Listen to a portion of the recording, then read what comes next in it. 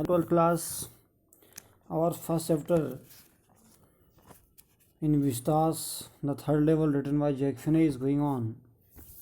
We have taken 7 and 6, 7 para. The final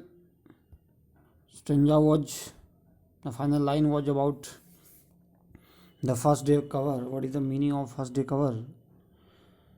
Today we start from here. That night, among my oldest first day covers, I found one that should not have been there. यानी कि उस रात को मेरे पुराने पहले दिन के आवरणों में मुझे एक आवरण मिला जो वहाँ नहीं होना चाहिए था. क्या कहते हैं चार्ली कि that night among my oldest first day cover I found one of that should not have been there. यानी कि उस रात को मेरे पुराने पहले दिन के आवरणों में मुझे एक आवरण मिला जो वहाँ नहीं होना चाहिए था. बट देयर वॉज इट, परंतु वह यहाँ था. It was there because someone had mailed it to my grandfather.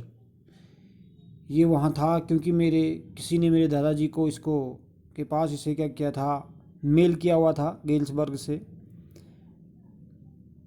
At his home in Galesburg. That is what the address on the envelope said, and it had been there since July 18, 1894. The postmark showed that, yet I did not remember it at all.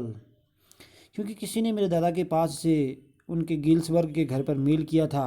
यही लिफाफे पर लिखा पता भी बताता था और ये टाइमिंग पीरियड था जुलाई 18 1894. The post mark showed that, yet I did not remember it at all.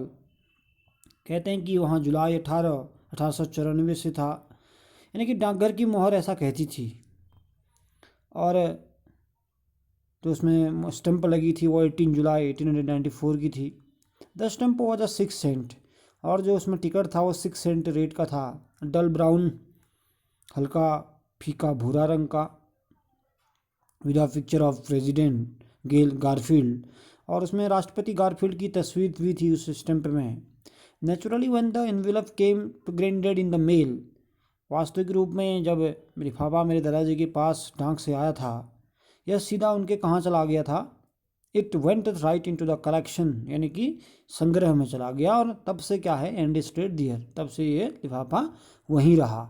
Till I took it out and opened it, जब तक कि मैंने इसको देखा और खुला. The paper inside was not blank it read. यानी कि पेपर के अंदर, लिफाफे के अंदर खाली लिफाफा नहीं था, उसके अंदर एक पेपर भी था जिसमें एक लिखा था, लेटर था उसमें.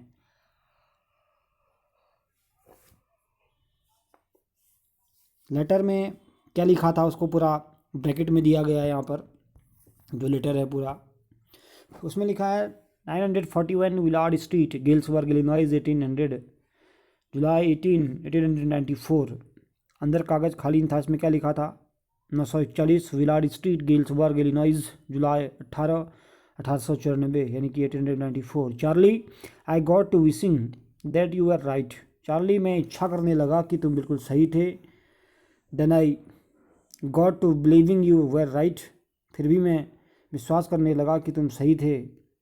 And Charlie, it is true. और चार्ली, यह सच है कि I found the third level. मुझे तीसरा लेवल मिल गया है. I have been here 2 weeks. मैं यहाँ 2 सप्ताह से रह रहा हूँ. एंड राइट नाउ, और अब भी हूँ. Down the street at the daily someone is playing a piano. गली के उस छोर पर डेली की दुकान पर कोई आदमी पियानो बजा रहा है. And they are all out of the front porch sing Nellie home. और वे सब वहाँ सामने वाले पोर्च में गा रहे हैं.